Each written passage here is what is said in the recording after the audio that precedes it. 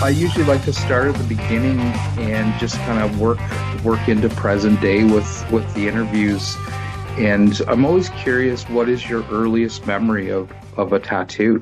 My old man, he was getting tattoos and he was like early 40s, just little ones, because the shops back in Ontario were just pretty much flash shops. So you just go in and get little stuff, and I think shortly thereafter I turned 18, I got my own. I got a made in Canada with a maple leaf on my arm because I knew I was going into the army, so I wanted to be tough and be like, hey, no, I'm Canadian. So it would seem par for the course. And that was like, oh man, that would have been 96.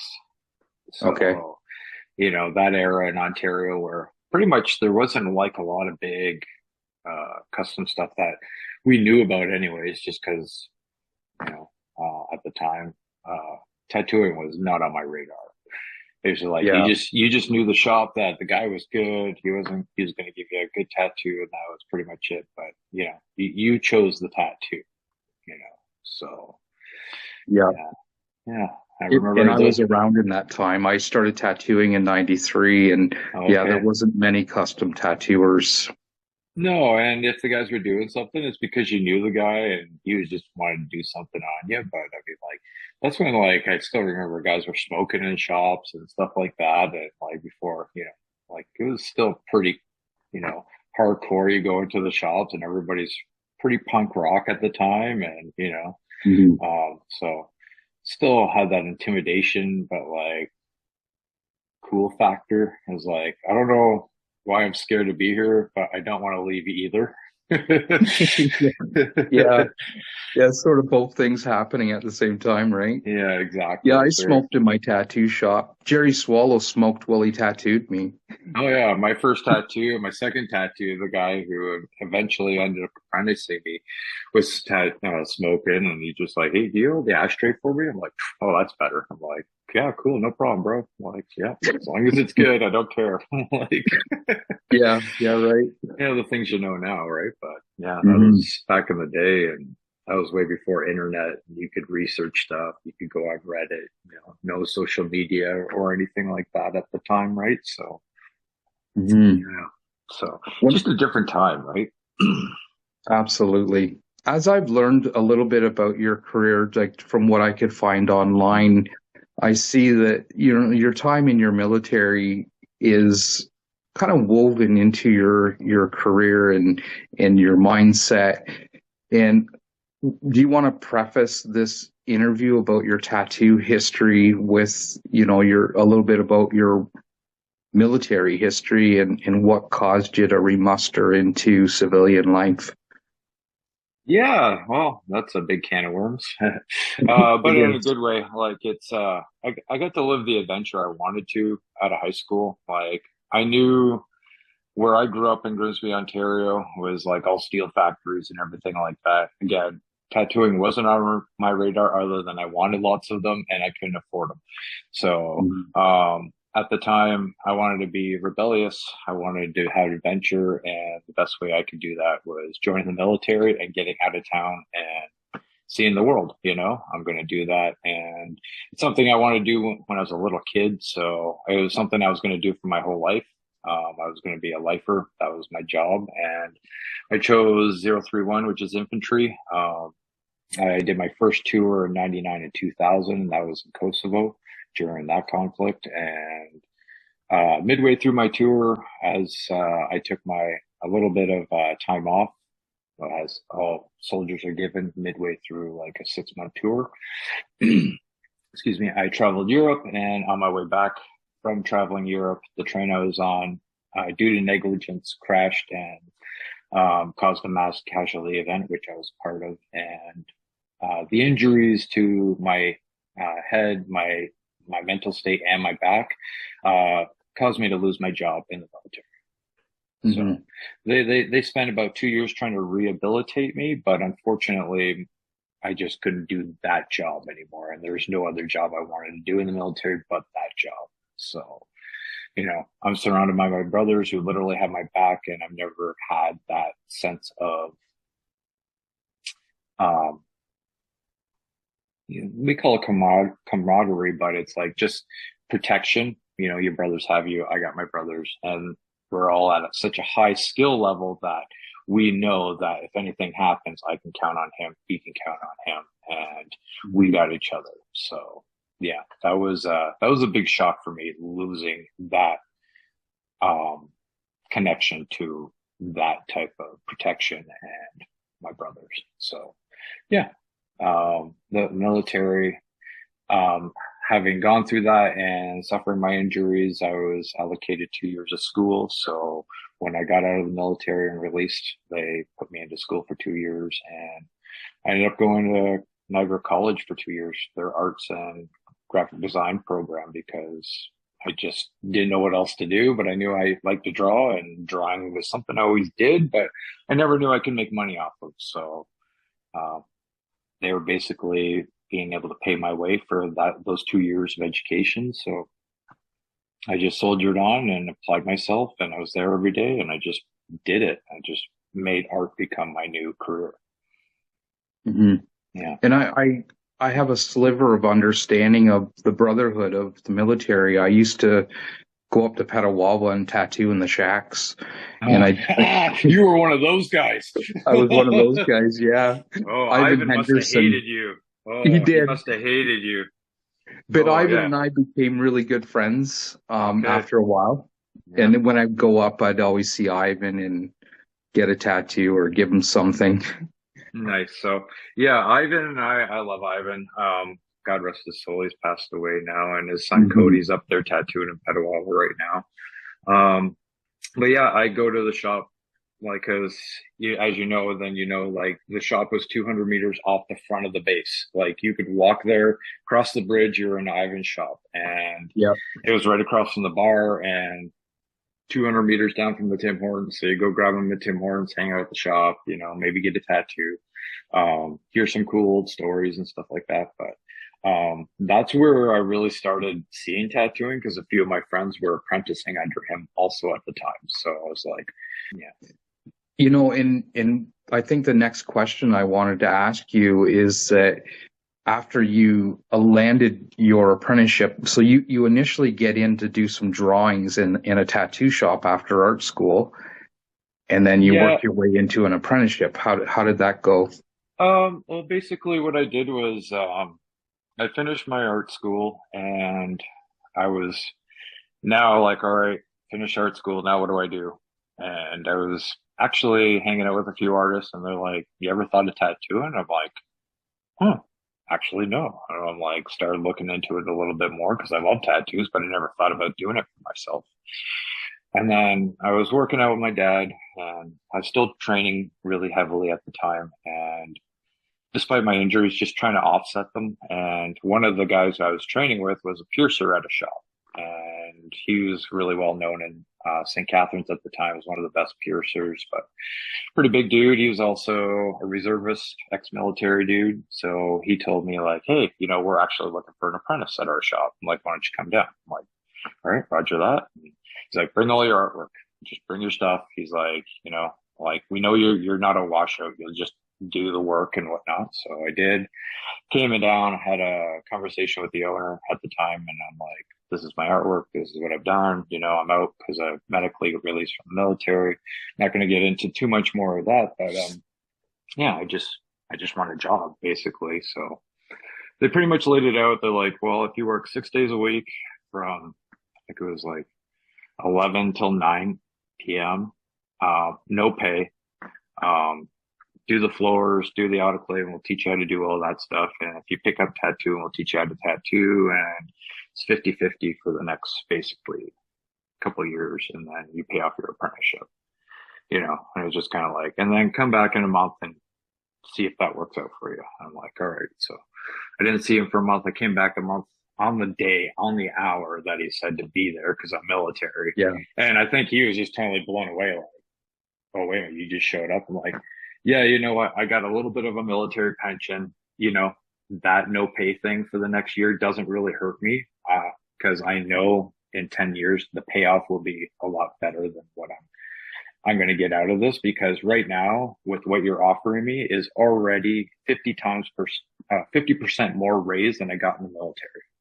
Hmm. So for Yeah. me, I mean, like the value of that to me is like, well, that's Hmm. my way of thinking, you know? So, and if you get really good at it, like, and at the time I wasn't in tattooing, I didn't know anything about tattooing.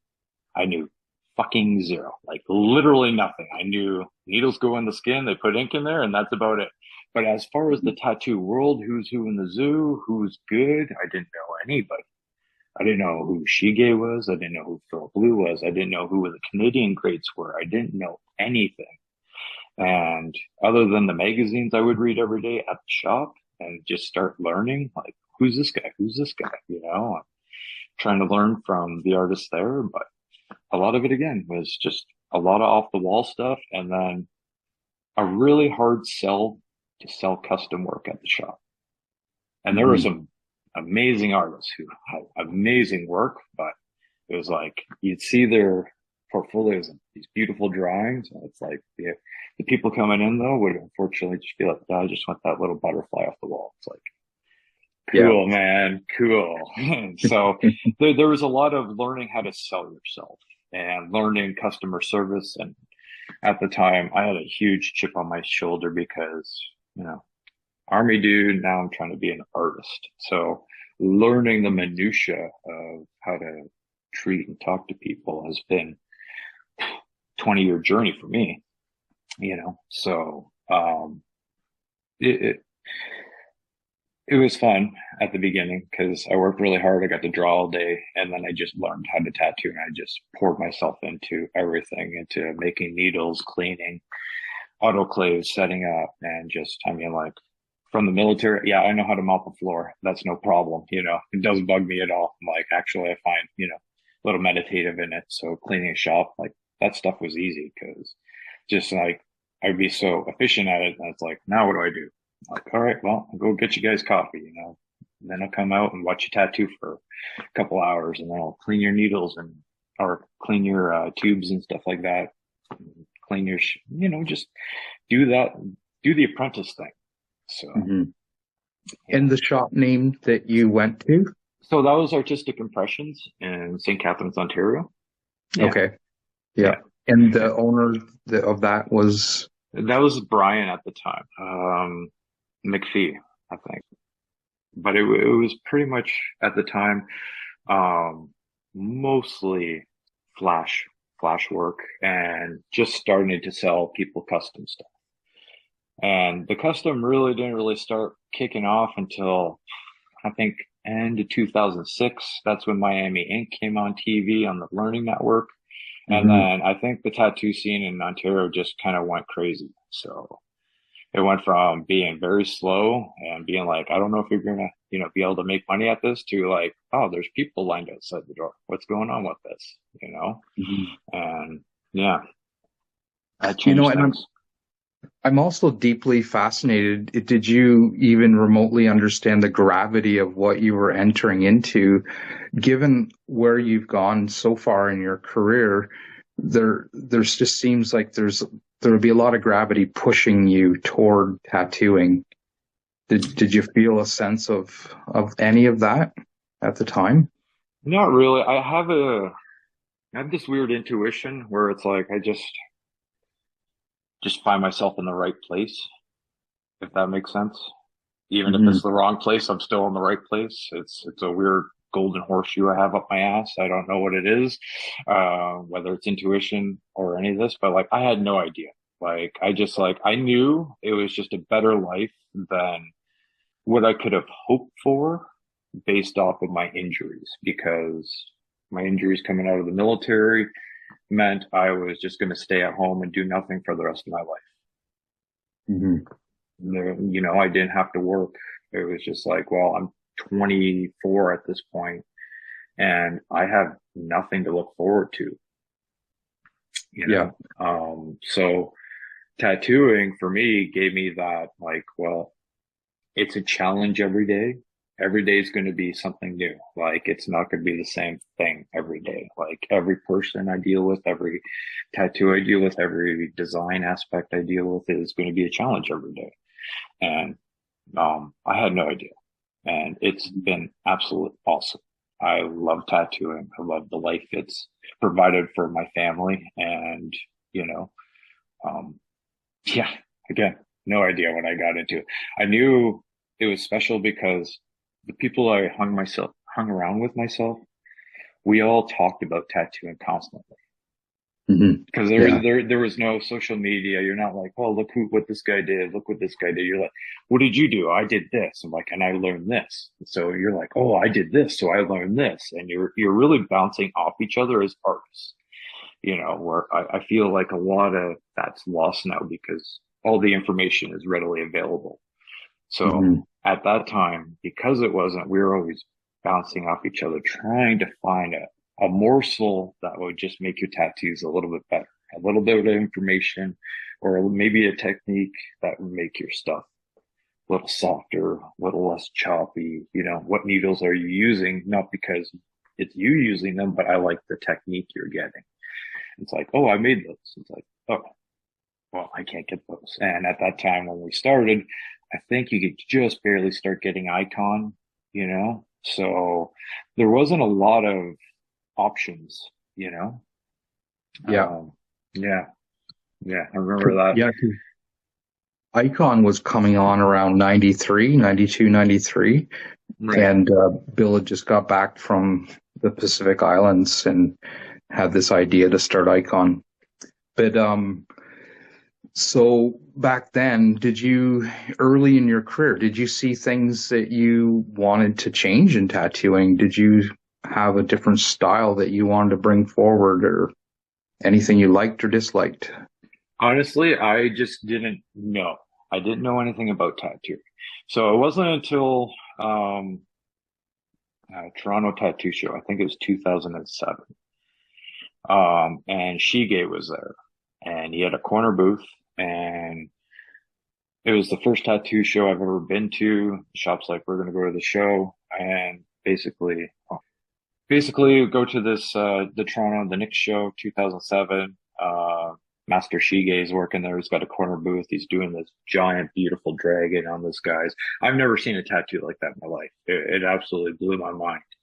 And I've never seen anybody work with magnums before. So it was blowing my mind because everything we made in the shop was round. So, because you only did a tattoo this big. So, I mean, like, who freaking cares, if you're doing something bigger than, you know, you don't really need it. We didn't have the tools for it. And I'm watching him just put in the super soft shading. I stayed there and I probably just, for like 4 or 5 hours straight, I just watched and stared at him.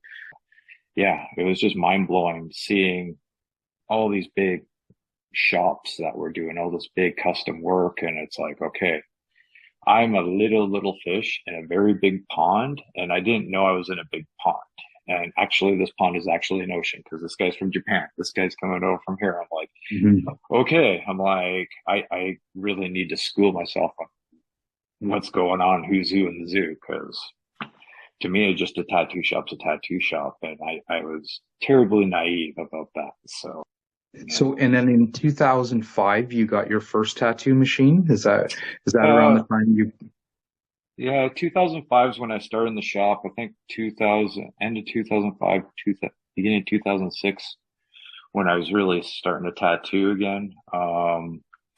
And yeah, starting little ones. But for the first year and a half at Artistic Impressions, I didn't do too many good tattoos. My boss was fixing some of my tattoos because the machines I was getting were literally, I bought my first machine from a crackhead because he was quitting tattoo. So I bought his national tattoo machine. I bought his Mickey Sharp's machines from him and everything like that because my boss was like, you got $120? I'm like, yeah. He's like, give it to me. I'm like, give it to him, and he disappears. I'm like, okay.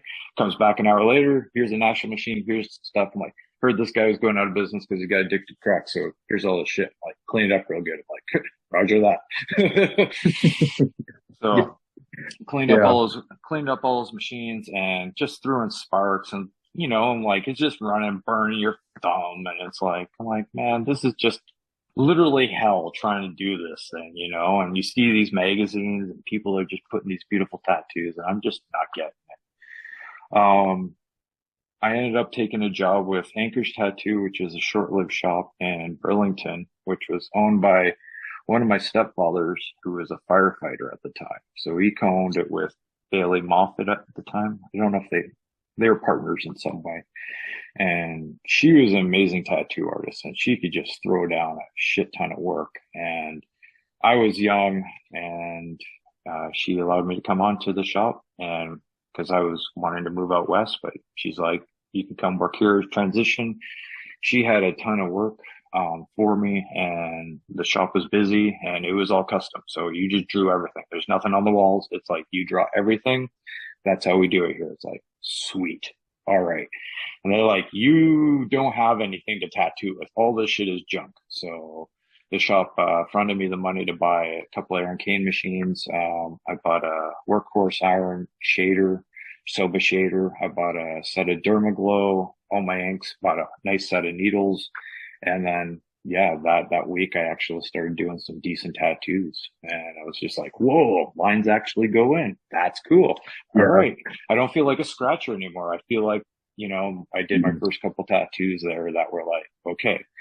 And it was just, no, not to knock the other shop at all. It was just the difference between somebody who hustled every day to design for clients as opposed to waiting for people to come in and pick it off the wall. Mhm. If that makes sense, you know? So you're at the mercy of only wanting what people can see to what you can provide for people. And I learned a big lesson in between shops that day. So, and not to Yeah. knock hardworking like flash shops who just kill it every day, because I mean, like, hell yeah. But it was a big difference because now my homework was like, oh, now I have to work for my job. I have to work for my food now because they don't like what I draw them, you know, then, you know, I can do that same butterfly over and over, but now I have to literally, you know, provide for their wants. So this is a whole different ball game, but I'm here for it. Let's go, you know, because I can draw better than the wall anyways. I thought at the time. So yeah. Sure. Yeah. And this really must have been a pivotal and pinnacle moment leading up to getting into this shop with Bailey and doing that. And I'm sure that really spun your mindset to what is tattooing and what's the potentials here. And well, I'm sure Yeah. you were seeing the potentials through going to Nick's and opening your eyes wider to the industry. But Well, absolutely. And at the time, like the shop that I started in was just, you know, that they were accommodating for the town they were in and whatnot. But, you know, when you see the baseline for what tattooers are making and working and how they're able to create and the size of the people, like people walking around with full back pieces and bodysuits. And I'm like, okay, whoa, you can do that? I'm like, that's cool. All right. I always kind of dreamed about it, but I never really saw it. And then when you see it in the flesh, you're like, okay, all right, how do I get to that point now? Because I'm dealing with all my old stuff. Plus, I've got art school and I'm trying to, you know, now create for the skin, which is a completely different art form than what I got taught any art school, you know. And yeah, it's I'm a bit curious how the transition so went from being a military personnel to being a civilian, becoming a tattoo artist, and there's so much in your past and so much in your future sort of colliding together. Was it a hard transition to go from military mindset to civilian and become a tattoo artist? yeah, you never go back to civilian. We just that's why we call ourselves veterans, you know.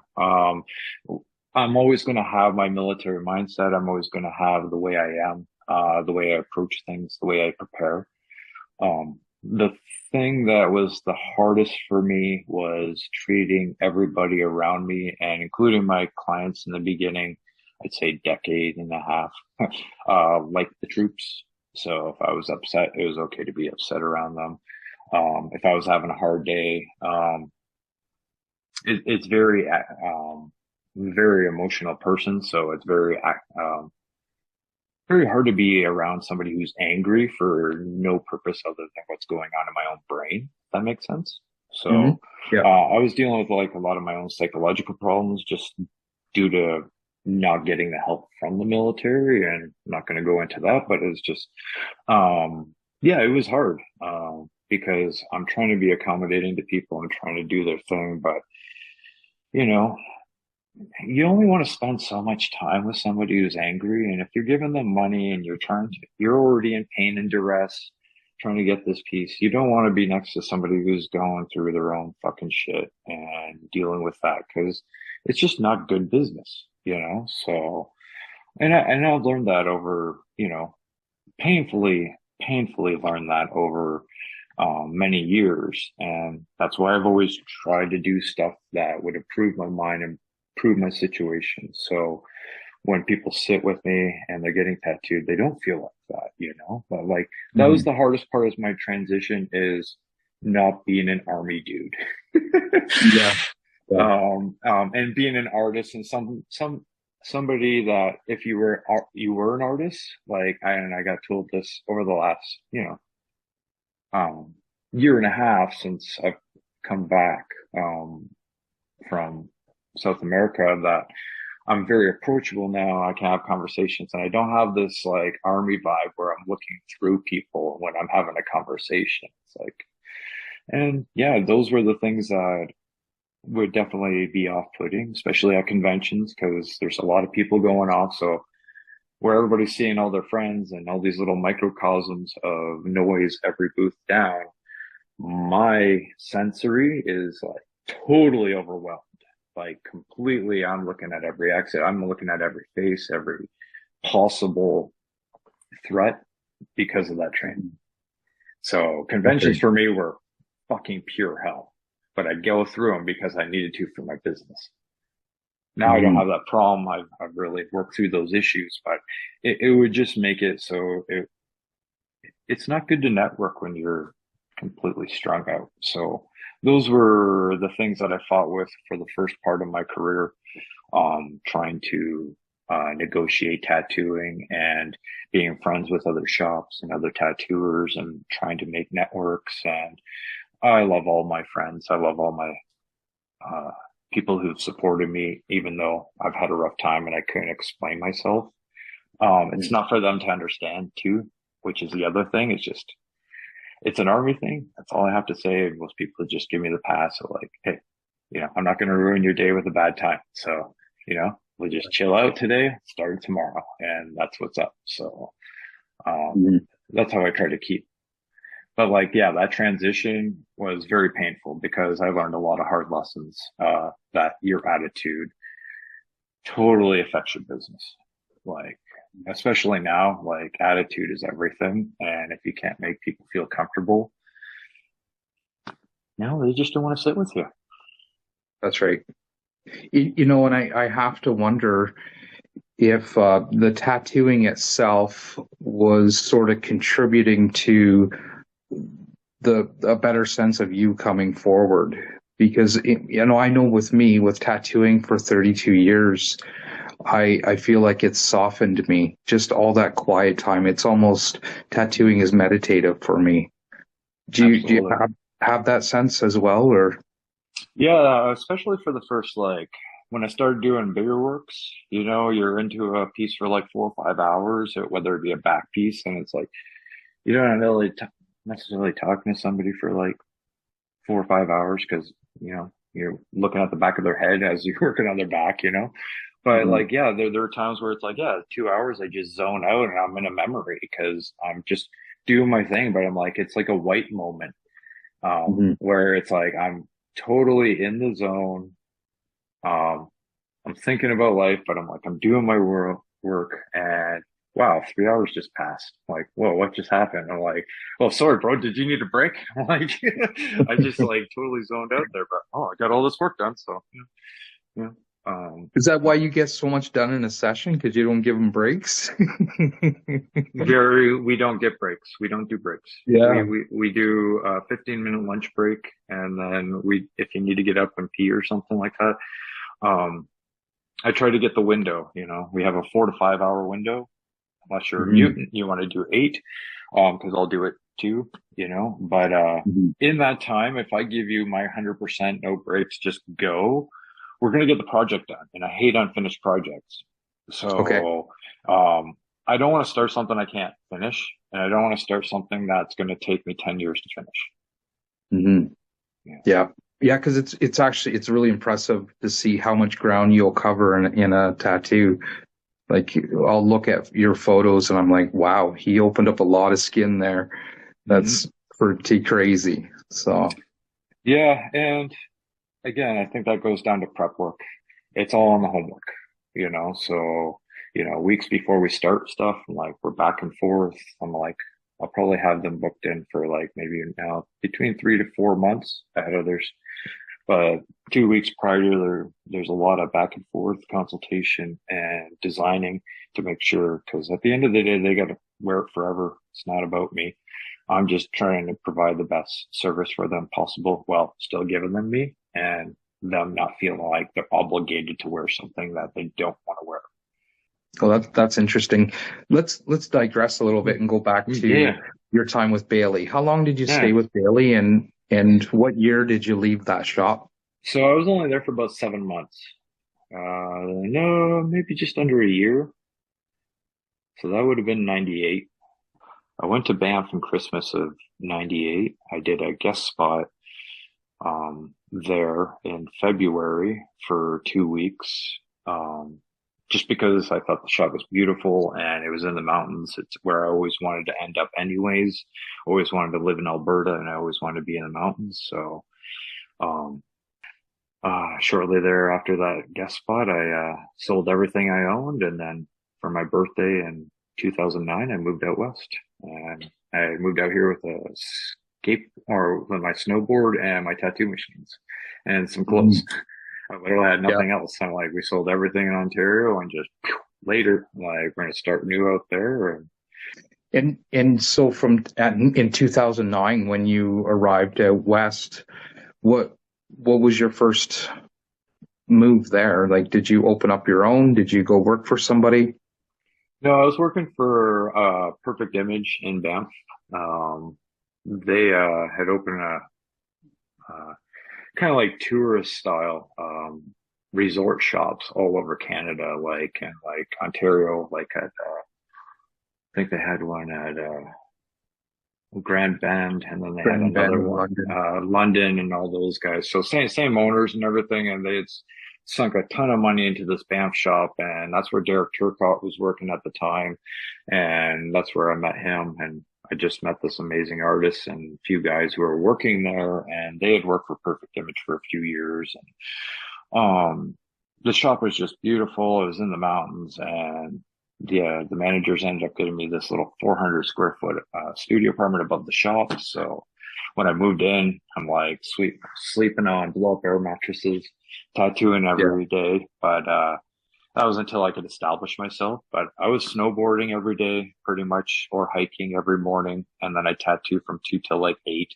and do the same thing every day. And I did that for about a year or two, and then, there was some internal conflicts with myself and the shop at the time, just because it was very chaotic, and it was a resort shop. So, there's a lot of, you know, just weird shenanigans going on, Sure, yeah.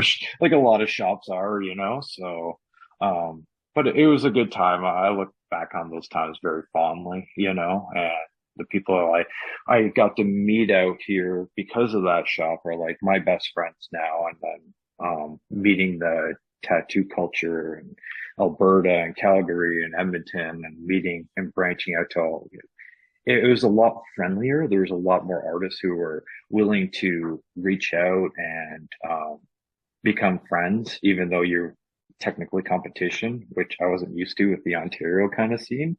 It was Mhm. just seems like everybody was eating okay, so nobody was really kind of trying to bite each other, and everybody was doing their own work. Everybody was doing their own custom work. So you weren't trying to be like, well, who's the best? I'm like, it doesn't matter, because everybody's like working and everybody's just taking care of their people. So don't worry about it. Mhm. Just do good work for your people. I'm like, huh, Roger that.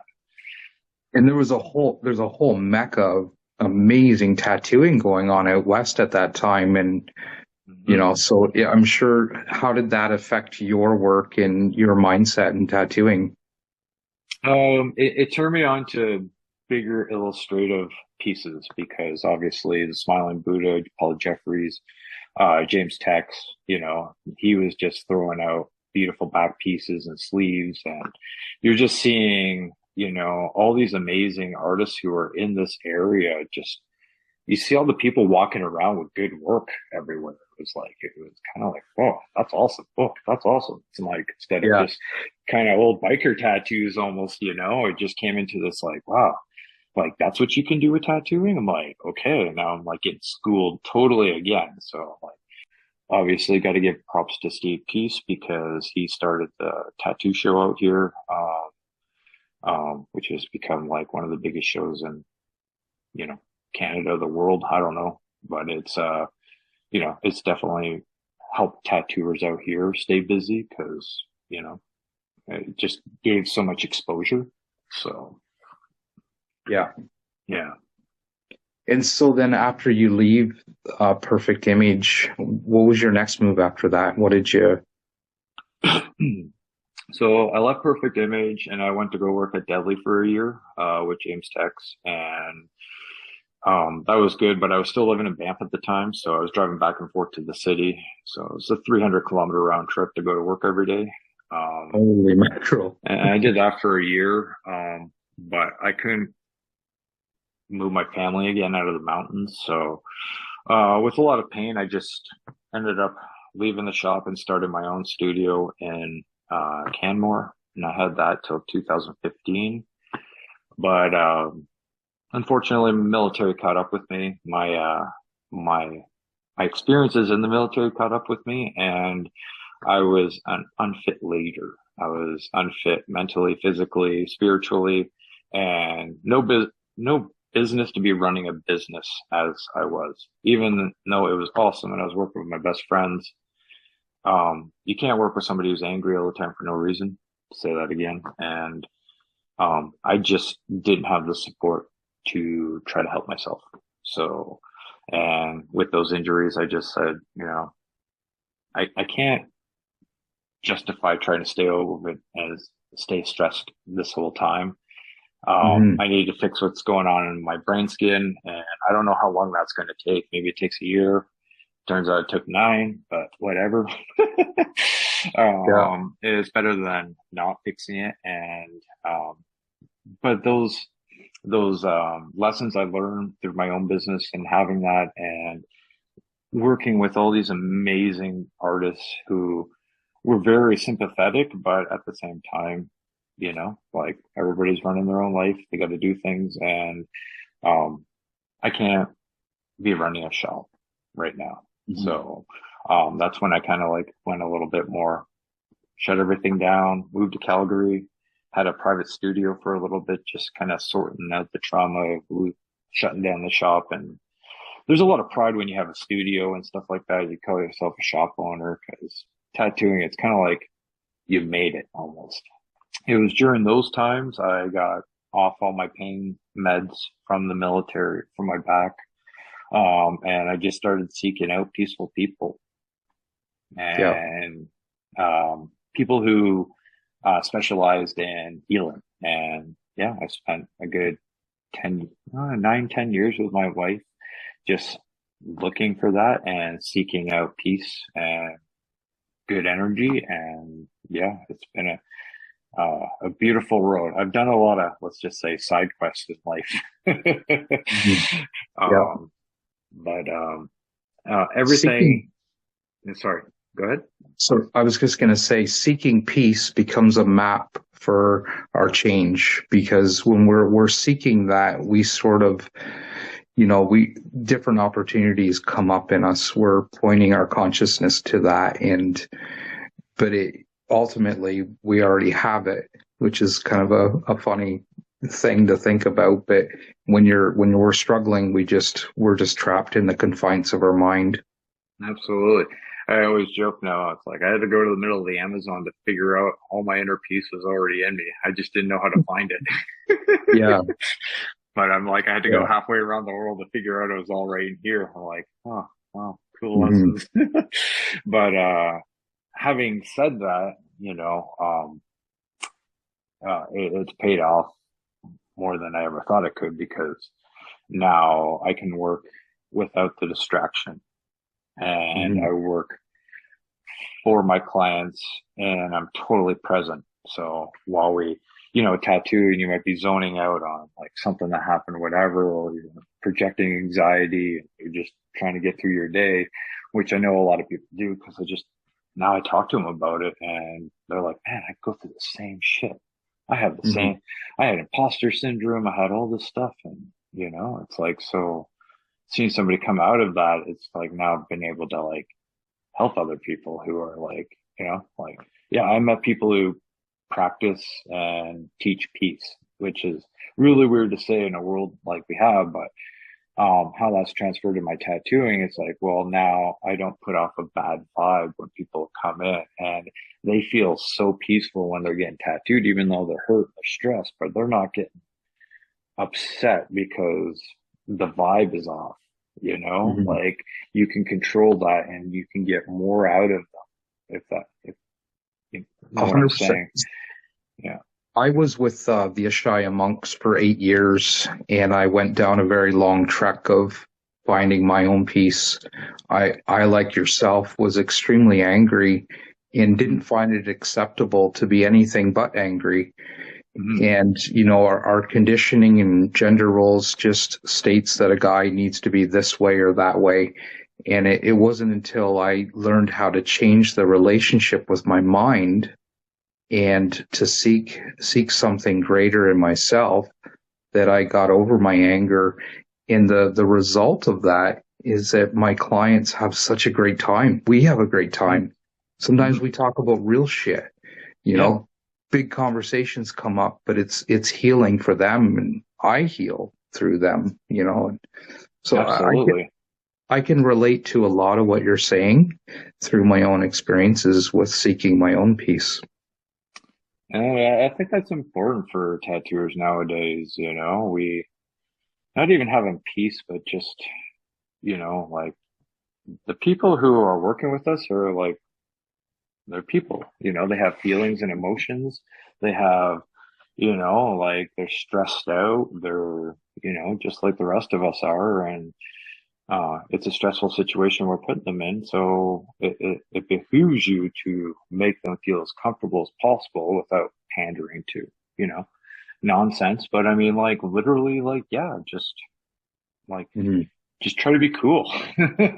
Yeah. um, and it's just made things like this is probably the best year I've had tattooing, even though I've worked a lot less than I've ever had in any other year, but the conversations are great because from my experiences and my trips around the world and from uh, being in an absolute war zone where I'm looking at Russians, at an airport, to the other point where I'm like in a jungle with these people who practice peace for 1,000 years, it's like, okay, well, got a lot of life experience. So when we get into our talks, they're very deep. When I can express my whole vision of being down in South America, I there'll never be a dry eye on this table. I'm crying, they're crying, but they get something out of it that is not just a tattoo. Now it's not a transaction. I've given you a piece of myself with the tattooing, and you got tattooed by a real human, That's right. Yeah. you And know? and I love how my works transition into something very similar to that.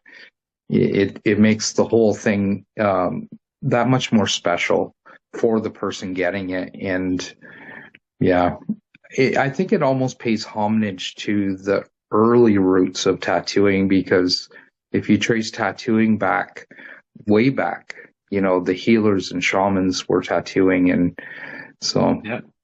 Yeah. It would be like, and most of they're discovering like most of the shamans and the women tattooers back in the day, you know, like would be, yeah.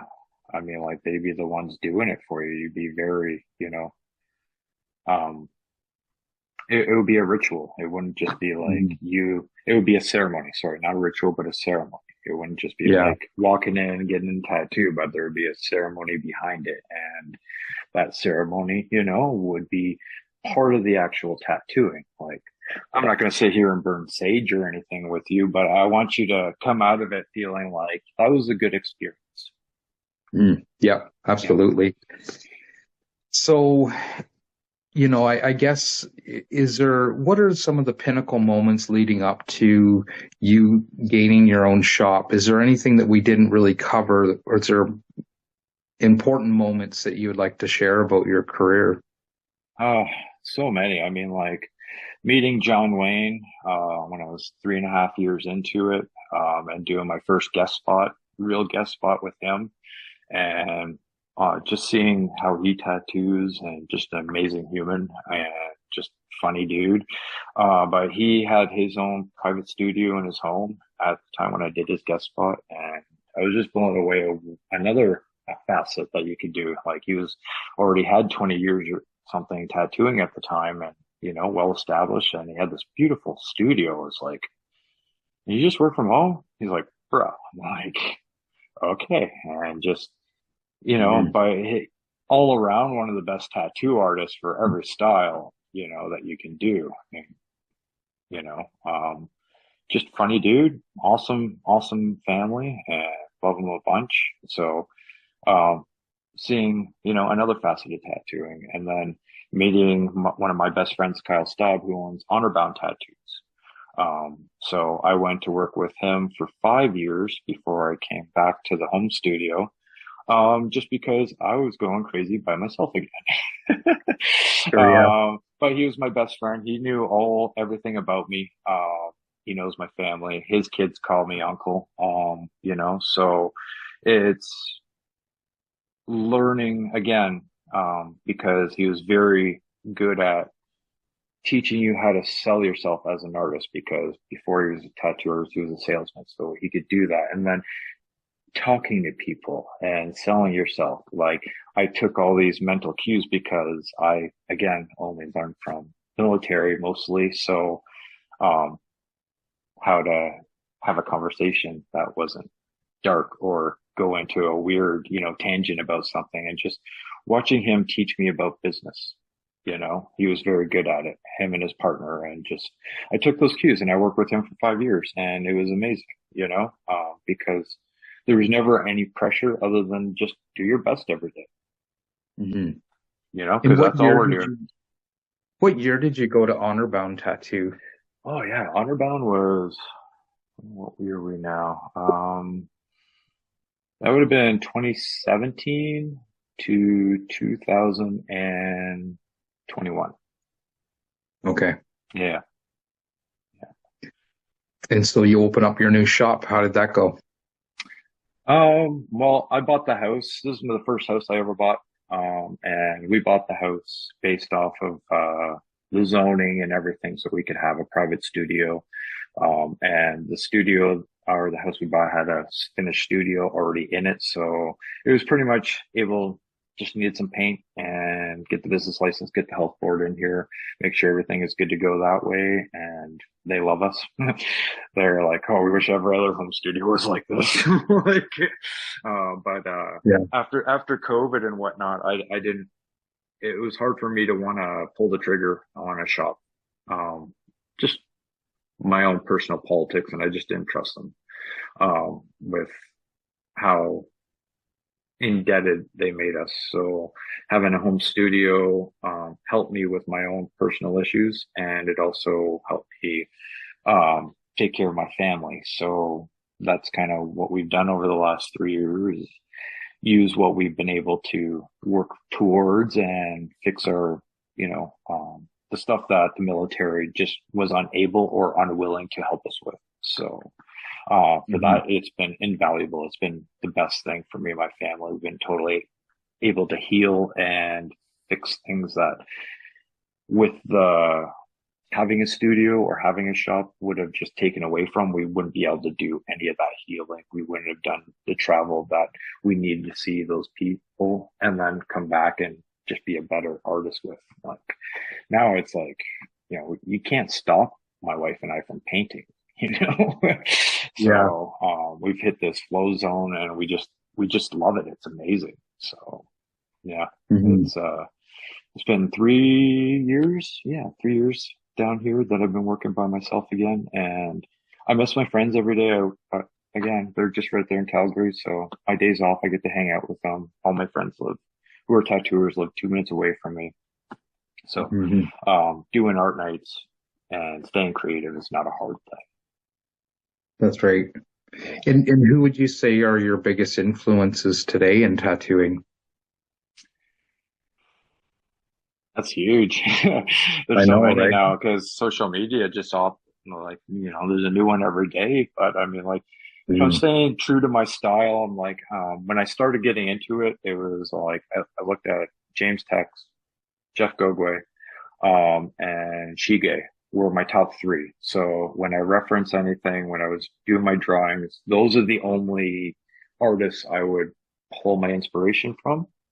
So I'm Mhm. not pulling from like 10 million things and whatnot. And then I kind of refine my style based off of that and I guess 90s comics. So, Yeah. that's kind of like where I still kind of, my go-to to get inspiration is like I'll pull out those old books and I'll still read them and watch them. And, they just did things their own style, but it was big and it was beautiful and it was solid and the work ethic was unmatched. So, I think that's where the military really speaks to me. It's like I see people who work hard, who didn't have that training, but are working just that hard. I really resonate with that. Hmm. Yeah. I was gonna ask about your work ethic. You must have a very strong work ethic to do the things that you're doing in tattooing, and it's very inspiring to see that. It's not all me. It's my family. My family really takes care of me so I can do that, if that makes Hmm. sense. So my wife, while she's a painter and, she's an artist in a lot of different trades and she's very good at it. She's also my manager, so she helps me run the books. She helps me run my business. So I can just draw and I can just paint and I can just tattoo because the homework is the work.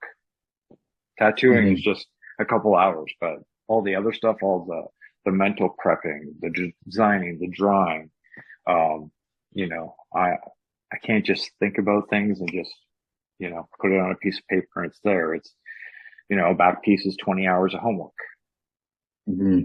right? From concept to sketches to what you're actually going to render and do. The average back piece is 20 hours of homework and then another 20, 25 hours of tattooing. So you're 45 hours into that project, right? But you only see the tattooing part of it. You only see the 2 minute clip of the Instagram reel. It's like that was like 100 hours of work, 20 hours tattooing, but like the back and forth and getting something that person wanted to wear that huge piece forever took a lot of time, you know? Yeah. That's that's really interesting to hear your process, and everybody has their own. And but yeah, it's fascinating to hear the way that you work and the way you accomplish what you do. Yeah. Um, Thank you. I guess any last things that you want to share about your career that will help me fill out a proper story about you and your personal history. I don't know. Like I've always thought this tattooing was special. Like it's the one thing that's not really readily able to be replaced by anything. Like it's our job to just try to keep doing our best at this. And because it's the one thing that isn't going to be replaced by a computer, Hmm. so keeping the history alive and keeping, what we're doing as something that's just special and not just a transactional thing, would definitely, I think, um, I don't know. That's the way I look at tattooing. Call me all weird and whatever, but it's still really special to me. Um, Yeah. still gets me excited every day to get up and do what I do. And, yeah, there's nothing I've ever done other than, my other job that I really loved, it's something that I love. It's not just, Mhm. you know, if it's slow, it's slow, but I'm still doing what I do. I'm still going to be Yeah. painting. I'm still going to be designing and drawing. So, there's always going to be a way for me to make art, and I love it. Even the slow times, it's like, good. I got more time to paint now. I got more time to study. I got more time to refine my skills. So when the wave comes back and it gets a little bit better, which it always does, we're just, right now we're just in the 7-year low. It'll get 7 years high, 7 year low. That's just the way our economy goes. But like in this time, it's a great time to paint and refine your skills and learn new things, and just keep refining, being a good artist. Like being an Mhm. artist is, um, I don't know, it's very, I can't, it's ineffable, it's It's special. a privilege, and It is. there's a certain amount of magic in working in the mode of creation. It seems like as we bring forward these creations into the world, it leaves a little dust in us, and it's a gift. And Absolutely. doing your best honors that gift. So, and Hmm. again, when I look at your work, it's very inspiring. It inspires Oh, me to thank work you. harder and to do the best I can. Yeah.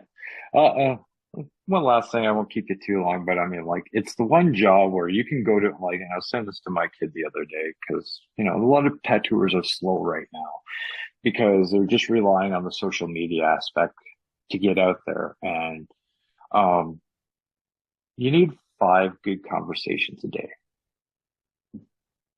human to human conversations. And you can only get that if you're outside your house. Like I have this with my clients because I'm already done that. I've already established myself, but like go out and I still have conversations daily when I go out with people and I tell them what I do. I'm not shy about it. I let them know, but like, even if you were at a bar somewhere and you're drawing on a napkin, something cool, somebody's going to go walk by and be like, whoa, that's pretty cool. You tattoo artist? I'm like, yeah, I am. I'm like, oh, I get that right now. I'm like, it's weird how people would react to you knowing you're an artist, but if you're not putting yourself out there, they don't see that, you know? So, Mhm. you have to get out there. You have to have people to people conversations, and uh, that's where the transactions come. That's where the tattooing comes from. And people I feel like are a little scared of that from the last couple of years, obviously, all that stuff. So it's just something I've noticed, and I notice the people who can have a really good rapport with their clients, call them, email them up, let them know what they're doing with life, people tend to reinvest in that. And those people book in. They're like, oh, Mhm. yeah, maybe you're just going through a rough time. Yeah, I want to get that tattoo. Yeah, I want to reinvest in you. And these are things that we've done. And despite all the hardships, it's people see that. And it's just maybe some advice that, younger tattooers can take out of this and be like, yeah, well, people need to see you, Mhm. and they need to have chats with you and need to see what you can do. Well, and I appreciate you speaking about that. I just interviewed Malibu Bud from Okay. Strathroy, Yeah. and Malibu and I were just talking about the exact same thing.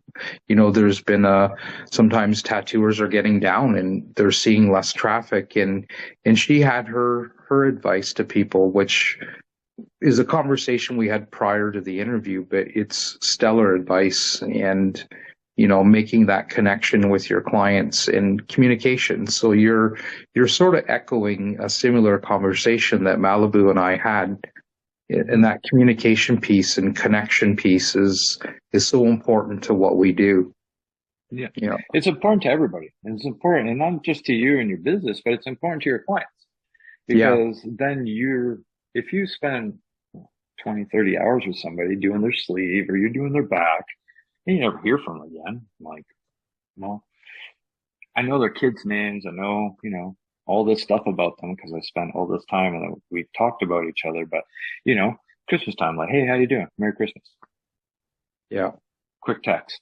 That's all you got to do. Like everybody who's been tattooed by me has like emails. So, every now and then, we'll go through. We have this new art up. We have these openings up. If you're thinking about getting a back piece, we have these openings up.